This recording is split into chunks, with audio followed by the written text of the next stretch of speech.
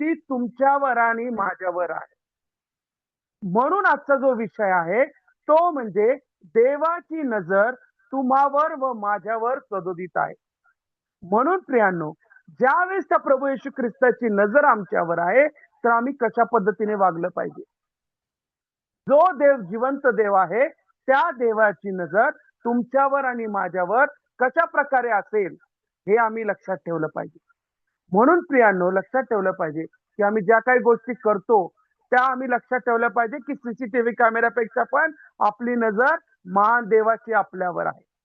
आम्ही काय दिवसभरात करतो ही देखील नजर परमेश्वराची आपल्यावर आहे. आम्ही अनेक गोष्टी आमच्या जीवनामध्ये घडत असतात, त्यावेळेस देखील आपली देवाची नजर आपल्यावर सदोदित असते.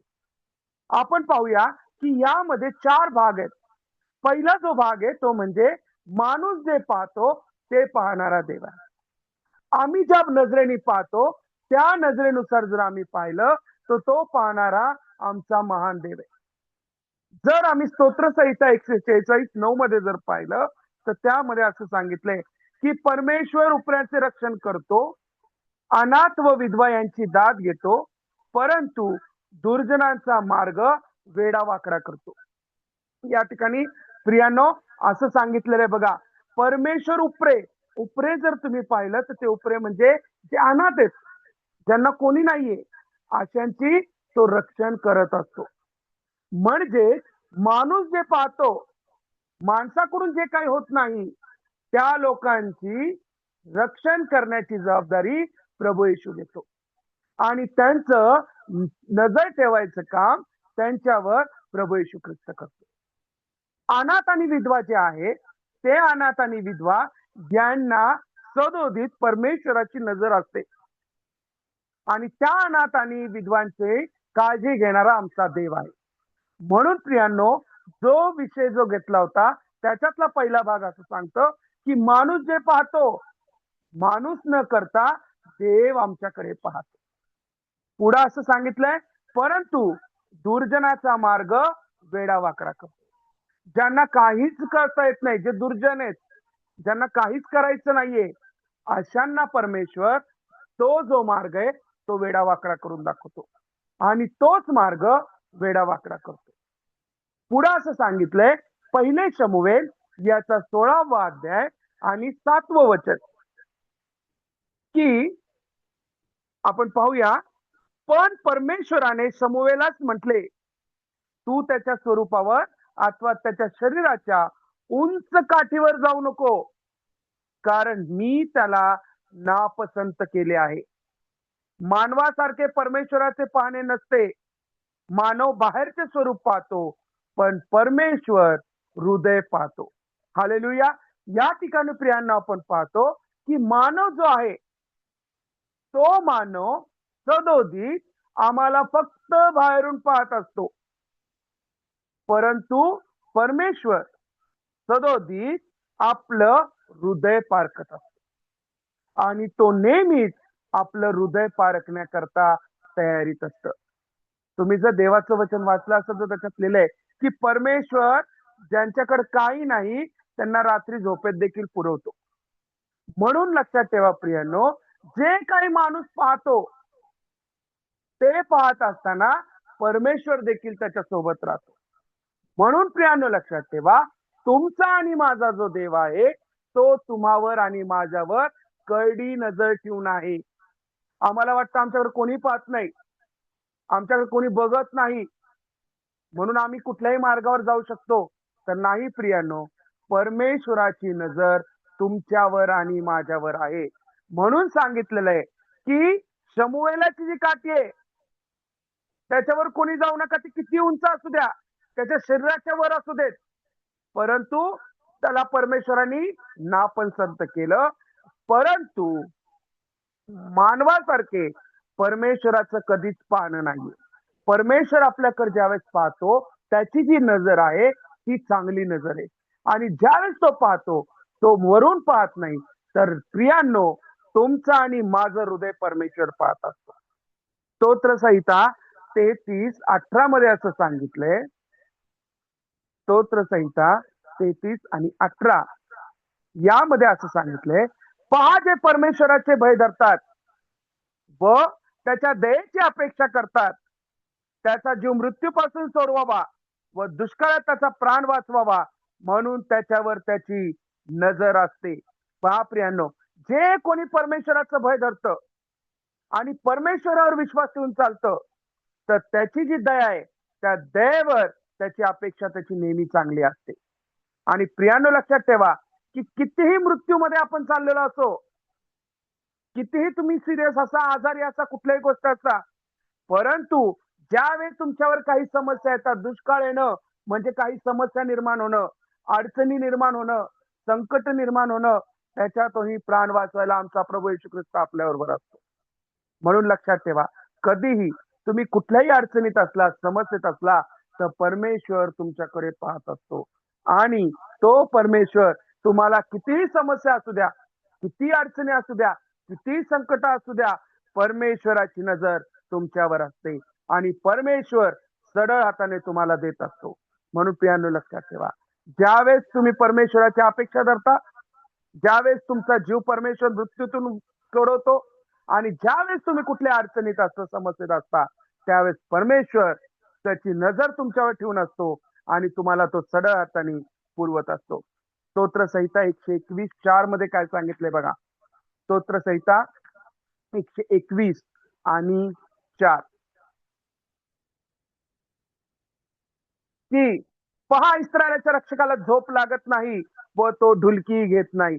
पहा, आपला परमेश्वर किती महान आहे. त्याला कधी, तो आपला रक्षक आहे.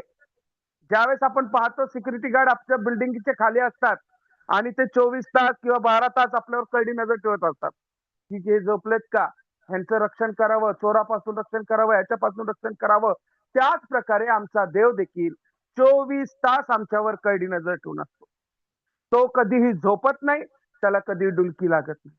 आपल्याला कितीही डुलकी लागू दे, आपल्याला किती झोप लागू दे, परंतु आपल्या जिवंत देवाला कधी झोप लागत नाही आणि तो कधी डुलकी देत नाही.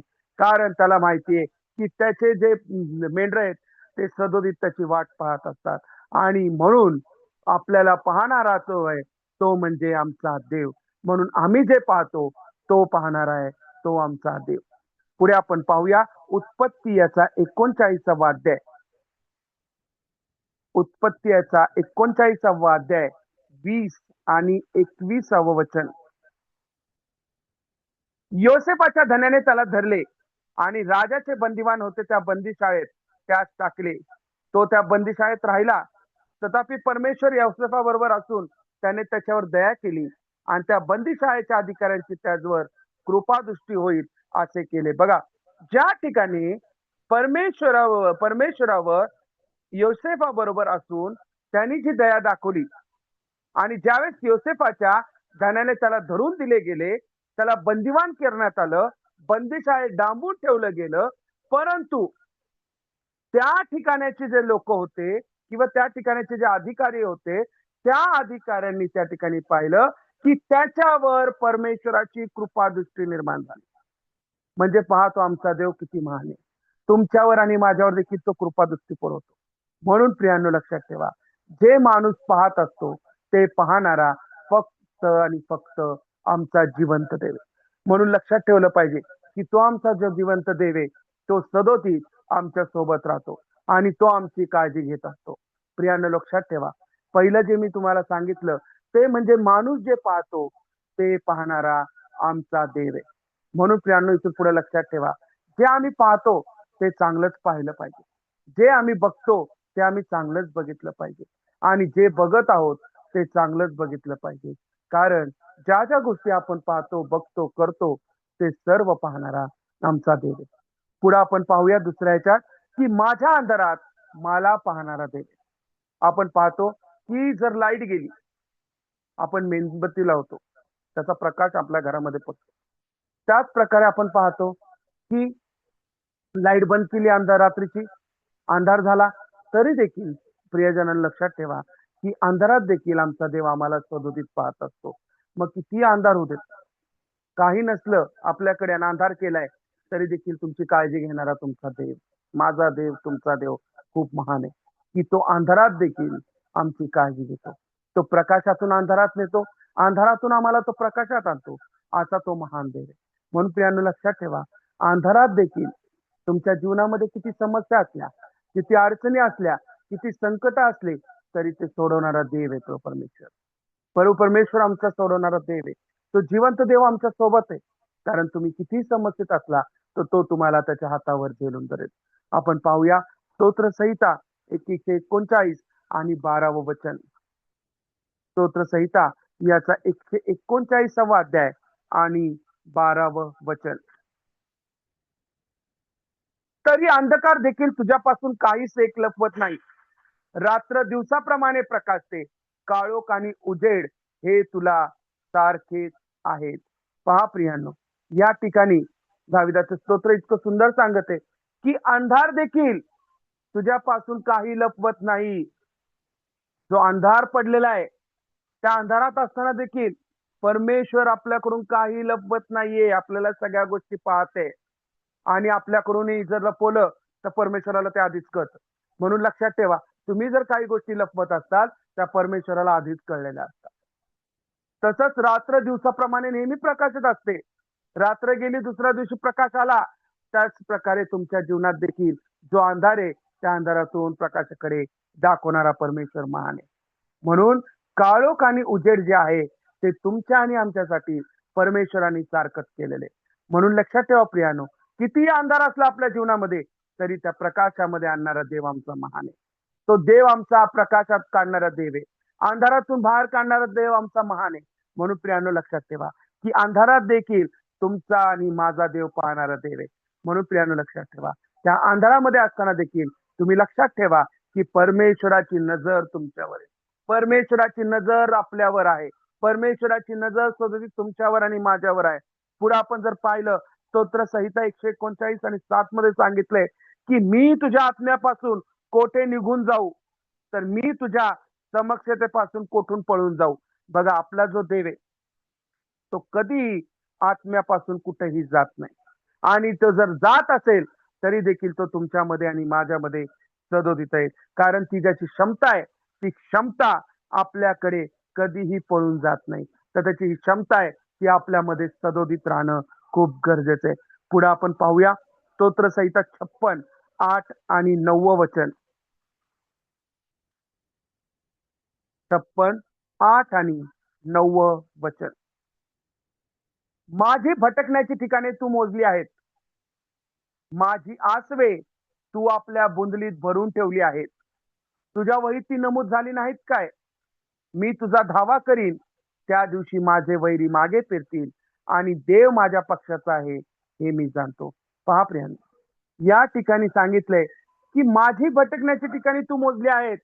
ज्या ज्या ठिकाणी परमेश्वर गेलेला आहे त्या त्या ठिकाणी आपण पण त्याच्या सोबत आहोत. कारण ज्या ज्यावेळेस आम्ही त्याला मागतो तो आम्हाला देतच असतो. कारण जी आपली अश्रू आहेत, जे अश्रू आपण काढलेत, त्याच्याकडे अश्रू गाळून आपण प्रार्थना केलेली आहे, आपले अश्रू हे केलेले आहेत, ते अश्रू त्याने साठवून ठेवलेले आहेत आणि ती प्रत्येक वहीमध्ये नमूद करून ठेवलेली. आम्ही जसं आपल्या वहीमध्ये अभ्यास करतो, नोटबुक मध्ये आपण होमवर्क लिहितो, प्रत्येक गोष्टी आपण वहीमध्ये करत असतो, त्याच प्रकारे प्रियांनो लक्षात ठेवा, परमेश्वराची जी नजर आहे तुमच्यावर आणि माझ्यावर, ती प्रत्येक नजर परमेश्वराने वहीमध्ये नमूद केलेली आहे. आणि त्याने तसंच सांगितलंय की जे अश्रू आहेत तुमचे, आता ते अश्रू निघून गेलेले. कारण ज्या दिवशी तुम्ही परमेश्वराचा धावा केला, त्या त्या दिवशी तुमच्यावर असणारे वैरींचे तुमच्यावर असणारे बाण, वैरींने केलेले तुमच्यावरचे काही असणारे गोष्टी, ते सर्व निघून गेलेले आहेत. कारण परमेश्वर तुमच्या सोबत आहे आणि जे वैरी तुमचं वाईट चित्तात ते सगळे वैरी मागे फिरलेले आहेत. म्हणून प्रियांनो लक्षात ठेवा, तुमचं वैरी आता कोणी नाही, कारण तुमचा देव आणि माझा देव आपल्या सोबत आहे. हालेलुया. म्हणून प्रियांनो लक्षात ठेवा, या ठिकाणी आपण पाहिलं की देव आमच्या पक्षाचा आहे असे आपण जाणतो की तुमच्या आणि माझ्या पक्षाचा देव आमचा जिवंत देव आहे. म्हणून लक्षात ठेवा, किती वैरी तुमच्याकडे येऊ द्या, किती वैऱ्यांनी काही करू द्यात, परंतु तुमचा देव, माझा देव आपल्या सोबत आहे.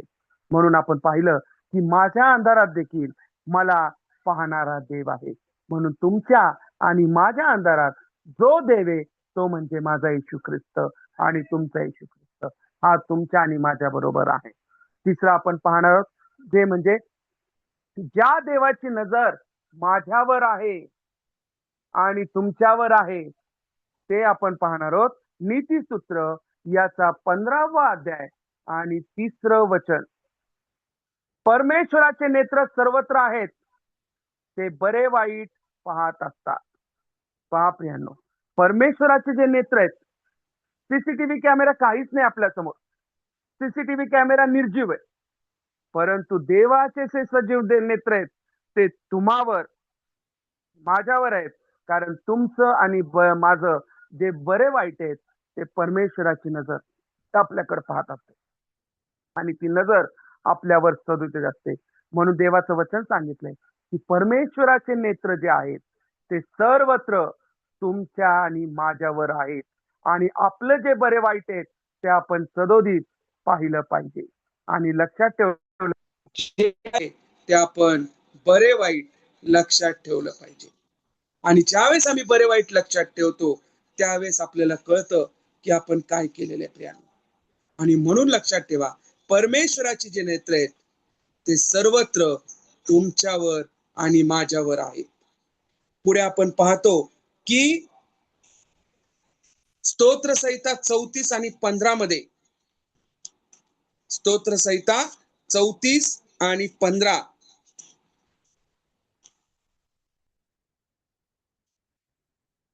परमेश्वराचे नेत्र नीतिमानाकडे असतात, त्याचे कान त्याच्या हाकेकडे असतात. बघा, परमेश्वराचे जे नेत्र आहे ते प्रत्येक नीतिमानाकडे, तुमच्याकडे आहेत, माझ्याकडे आहेत, प्रत्येकाकडे आहेत. जे देवावर विश्वास ठेवणारे आहेत त्या प्रत्येकावर त्याचे नेत्र आहेत. आणि ते नेत्र आणि त्याचे जे कान आहे ते तुम्ही जे काय त्याच्याकडे मागता त्याच्याकडे त्याचे कान आहेत. म्हणून प्रियांनो, लक्षात ठेवा, आपण जे मागतो ते मागत असताना परमेश्वराचे कान तुमचे आणि माझे जे बोलणे ते परमेश्वराचे कान दोघांकडे पण असतात. आणि म्हणून लक्षात ठेवा प्रियांनो, जे काय आपण पाहतो ते देवाची नजर आमच्यावर आहे. म्हणून लक्षात ठेवा, आपल्यावर परमेश्वराची नजर सदोदित आहे. स्तोत्रसंहिता 32:8 मध्ये सांगितलंय, मी तुला बोध करीन, ज्या मार्गाने तुला गेले पाहिजे त्याचे शिक्षण तुला देईन. मी आपली दृष्टी तुझ्यावर ठेवून तुला बुद्धिवान सांगेन. पहा, जे काही तुम्हाला करायचंय ते करत असताना आणि कुठल्या मार्गावर जायचंय ते सर्व परमेश्वर तुम्हाला शिकवेल. काही वेळेला प्रियांनो आपण मार्ग वेगळाच धरतो. परमेश्वराकडे आपण मागत नाही की आम्ही कोणत्या मार्गावर गेलो पाहिजे, आमचा मार्ग कोणता आहे, आमचा मार्ग कसा आहे, कोणत्या मार्गावर आम्ही गेलं पाहिजे, कशा पद्धतीने गेलं पाहिजे, आम्ही काय केलं पाहिजे जीवनामध्ये, हे सर्व आपण परमेश्वराला विचारलं पाहिजे. म्हणून ज्यावेळेस आम्ही काही गोष्टी करत असताना आम्ही त्याच्यासोबत भाषण केलं पाहिजे. बोध करणं म्हणजे कम्युनिकेशन, त्याच्याशी बोलणं, त्याच्याबरोबर आपण सदोदित प्रार्थना करत राहणं आणि त्याचे संवाद ऐकणं.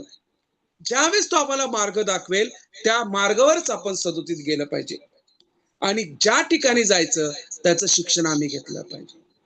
आजकाल सुवार्थ प्रसार सगळीकडेच चाललेला आहे, पण सुवार्थ प्रसार करण्यात असताना आम्ही कशा पद्धतीने सुवार्थ प्रसार केला पाहिजे, मग यामध्ये आम्ही खरे खोटे जे शिक्षक आहेत ते कसे ओळखले पाहिजे किंवा खरे खोटे सुवार्थी कसे ओळखले पाहिजे, याकरता पण शिक्षण आम्ही प्रभू परमेश्वराकडून घेतलं पाहिजे. ज्यावेळेस आम्ही सुवार्थ प्रसार करतो, ज्यावेळेस संदेश देतो त्यावेळेस आम्ही उपास प्रार्थना करून संदेश दिला पाहिजे. किंवा सुवार्थेसाठी जातो त्यावेळेस आम्ही उपास प्रार्थना केली पाहिजे, गुडघ्यावर टेकून प्रार्थना केली पाहिजे की आम्ही सुवार्थ प्रसाराला जावं का. आणि ज्यावेळेस परमेश्वर तुम्हाला तो मार्ग दाखवेल किंवा परमेश्वर तुमच्याशी बोध करेल त्याच वेळेस तुम्ही त्या सुवार्थ प्रसाराला गेलं पाहिजे. आम्हाला सांगितलं सुवार्थ गाजवा, सुवार्थ प्रसाराला जा, म्हणून आपण उठून चालू नये. जोपर्यंत परमेश्वर आम्हाला सांगत नाही, परमेश्वर आमच्या अंतःकरणाची तयारी करत नाही, परमेश्वर सांगत नाही कोणत्या मार्गावर तुम्ही गेलं पाहिजे, तोपर्यंत आम्ही व्यवस्थित शिक्षण न घेता कुठेही नाही गेलं पाहिजे. आम्ही त्याचं शिक्षण व्यवस्थित घेतलं पाहिजे, कारण त्याची जी दृष्टी आहे ती नेहमी तुम्हाला सदोदित सांगत असते. आणि ज्यावेळेस शिक्षण घेतो त्यावेळेस त्याचं बुद्धीचं ज्ञान ते आम्हाला सदोदित देत असतो.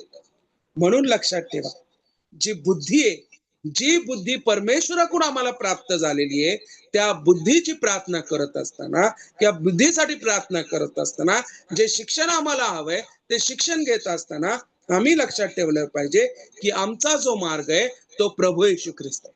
म्हणून देवाचं वचन सांगतं की मार्ग, सत्य, जीवन मीच आहे. म्हणून परमेश्वराच्या मार्गावर चालणं आम्हाला खूप परमेश्वराच्या मार्गात राहणं आम्हाला जरुरी आहे. सत्याने चालणं खूप जरुरी आहे आणि त्याने जे आम्हाला जीवन दिलं त्या जीवनाचा उपयोग आम्ही सदोदित चांगल्यासाठी केला पाहिजे. म्हणून प्रियांनो लक्षात ठेवा, देवाकडून मिळालेले शिक्षण सदोदित घेतलं पाहिजे. सुवार्थ प्रसार करत असताना आम्ही हे लक्षात ठेवलं पाहिजे की देवाची नजर तुमच्यावर आणि माझ्यावर आहे. म्हणून जे काही तुम्ही करता ते करत असताना देवाचं शिक्षण घ्या, त्याच्याकडून बुद्धी मागा आणि मग त्या मार्गावर तुम्ही गेलं पाहिजे.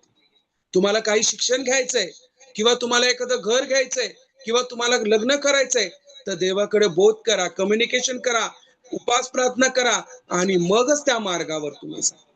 तुम्हाला इतर काही चांगल्या गोष्टी करायच्यात, देवाकडे प्रार्थना करा. परमेश्वराचा बोध जोपर्यंत येत नाही तोपर्यंत तो मार्ग निवडू नका.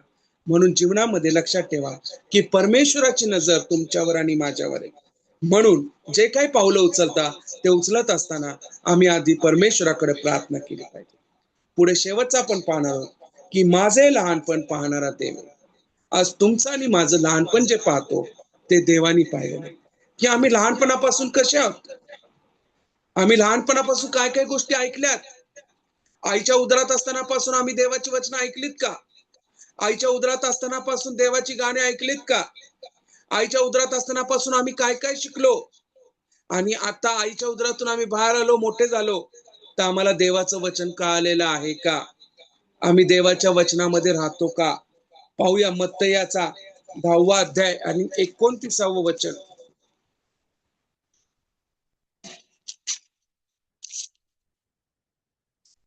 10वा अध्याय आणि 29व वचन असं सांगतं की 2 चिमण्या दमडीला विकतात की नाही, तथापि तुमच्या पित्या वाचून त्यातून एकही भूमीवर पडणार नाही.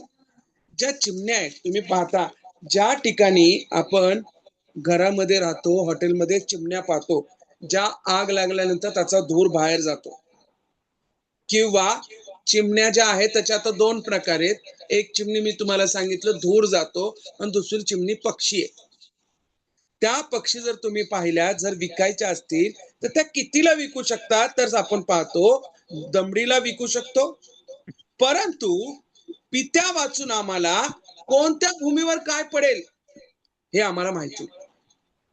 पण काय पडू शकतं तर जे लहानपासून आम्ही शिकतो ते मोठे होण्यापर्यंत आम्हाला काहीतरी शिक्षण असणं खूप गरजेचं आहे. म्हणून ज्यावेळेस आम्ही लहान असतो, लहानपणापासून जो परमेश्वर पाहतो की तुम्ही काय करता जीवनामध्ये, लहानपणापासून तुम्ही काय काय शिकलेला आहात ते शिकत असताना परमेश्वराची नजर देखील तुमच्यावर असते. मग लहानपणापासून शिकवण्याकरता आमच्या फॅमिली पासूनच आम्हाला शिक्षण देणं खूप गरजेचं असतं. म्हणून प्रियांनो लक्षात ठेवा, आता ही संधी आहे. तुमच्याकडे जर लहान लेकरं असेल तर त्यांना लहानपणापासून देवाचं भय शिकवा की तुमच्यावर परमेश्वराची नजर आहे. जे तरुण तरुणी आहेत त्यांना सदोदित शिकवलं पाहिजे की तुम्ही जिथं जाताय तिथं लक्षात ठेवा परमेश्वराची नजर आहे. आज अनेक तरुण तरुणी खूप ताण्याने मूर्छित आहेत. ते अनेक व्यसनामध्ये अडकलेले आहेत. त्यांना सांगितलं पाहिजे की तू जर म्हणत असेल तुझ्यावर कोणाची नजर नाही तर परमेश्वर जिवंत देवाची नजर आहे, हे आम्ही शिकवलं पाहिजे. पुढे आपण पाहतो मत्तयाचा 12वा अध्याय 30, 36 आणि 37. 12वा अध्याय 36 आणि 37. मी तुम्हाला सांगतो की माणसे जो जो व्यर्थ शब्द बोलतील त्याचा हिशोब त्यांना न्यायाच्या दिवशी द्यावा लागेल. कारण तू आपल्या बोलण्यावरून निर्दोषी ठरशील आणि आपल्या बोलण्यावरून दोषी ठरशील. बघा, आपण या ठिकाणी पाहतो की आम्ही जे शब्द बोलतो किंवा जे जे शब्द वापरतो त्या प्रत्येक शब्दाचा हिशोब आम्हाला द्यावा लागणार आहे. म्हणून आमचे शब्द चांगले असले पाहिजे. आमच्या मुखातले जे शब्द आहेत ते चांगले असले पाहिजे. नेगेटिव्हिटी घालवून पॉझिटिव्हिटी शब्द आपल्या मुखामध्ये असले पाहिजे. म्हणून जे जे शब्द आपण वापरतो ते शब्द वापरत असताना चांगले शब्द वापरले पाहिजे. आणि मग जे शब्द आपण बोलू ते शब्द प्रत्येक वेळी ज्यावेळेस आपण त्या ठिकाणी न्यायालयात उभा राहू, स्वर्गामध्ये गेल्यानंतर, परमेश्वराच्या इथे गेल्यानंतर, आम्ही ज्यावेळेस कटडीमध्ये उभे राहू, कोर्टात किती जण जातात बघितलं असेल, त्या पद्धतीने तुम्हाला उभं करतील आणि तुमचे जे प्रत्येक शब्द आहे वापरले गेलेले त्याचा प्रत्येकाचा हिशोब घेतला जाईल. आणि मग नंतर जे तुम्ही बोललाय त्याच्यावर तुम्हाला निर्दोष ठरवलं जाईल किंवा तुम्हाला दोषी ठरवले जातील. निर्दोष आणि दोषी हे दोन प्रकारे. जर तुमचं चांगलं वागणूक असेल, तुमचे अंतःकरण चांगले असतील, तुम्ही मुखाने चांगले बोलले असेल तर तुम्ही निर्दोष. परंतु तुम्ही वाईट बोलताय, अंतःकरण वाईट आहे तुमचं, मुखावर एक आणि अंतःकरणाने वाईट, तर तुम्हाला दोषी ठरवले जाईल. परंतु प्रियानो लक्षात ठेवा, आपल्याला जे देवाने शब्द दिलेत ते शब्द आपण नेहमी चांगलेच वापरले पाहिजे. शेवटचं आपण पाहूया की स्तोत्र संहिता 139 1 ते 4 वचन. स्तोत्र संहिता 139 आणि 1 ते 4 वचन. हे परमेश्वरा, तू मला पारिखले आहे, तू मला ओळखतोस, माझे बसणे व उठणे तू जाणतोस, तू दुरून माझे मनोगत समजतोस, तू माझे चालणे व माझे निजणे बारकाईने पाहतोस आणि माझ्या एकंदर वर्तन क्रमाची माहिती तुला आहे.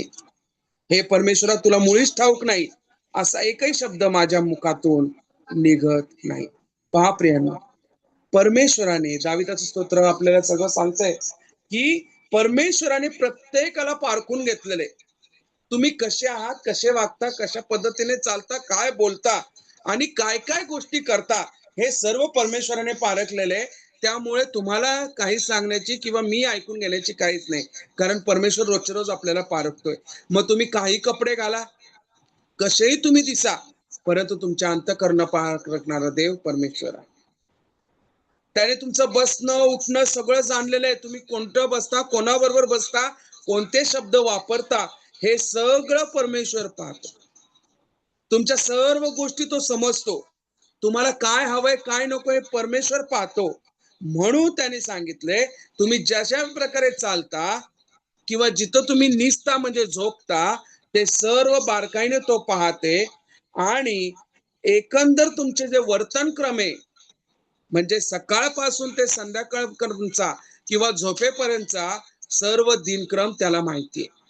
म्हणजे लक्षात ठेवा, आपलं कामाला जाण्यापासून सगळे जे दिनक्रम आहेत, की आपण वर्तन कसं करतो, आपण कसं लोकांशी वागतो, आपण अंतःकरण कसं आहे, आपण कसे बोलतो, हे सगळे जे वर्तन क्रम आहेत हे परमेश्वराने पाहून घेतलेलं आहे. आणि प्रत्येक मुखातून जो निघणारा शब्द आहे तो शब्द देखील कशा पद्धतीने निघतो हे देखील परमेश्वर पाहतो. म्हणून या ठिकाणी सांगितले की हे परमेश्वरा, तुला मुळीच ठाऊक नाही असा एकही शब्द माझ्या मुखातून निघत नाही.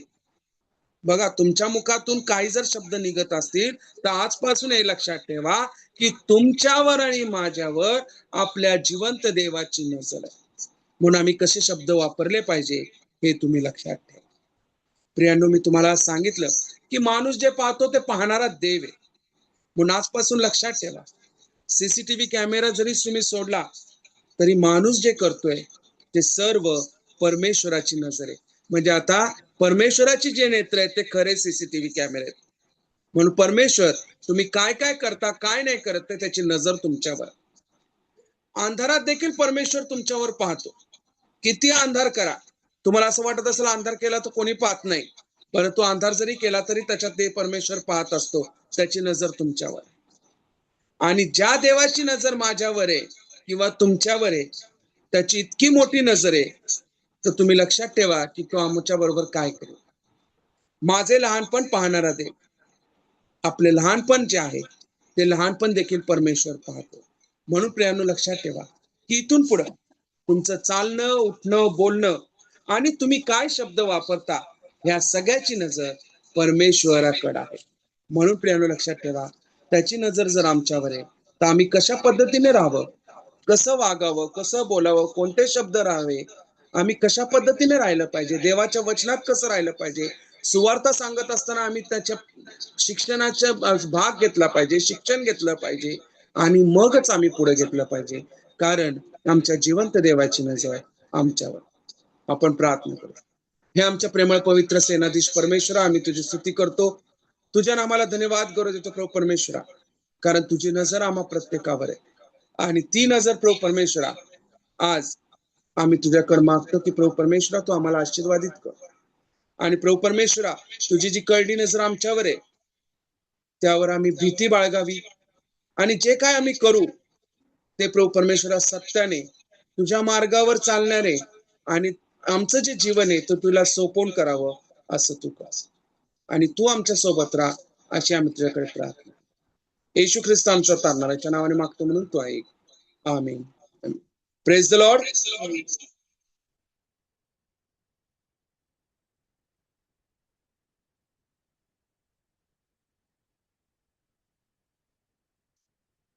Praise the lord. Amen. Amen. Praise the Lord, Pastor.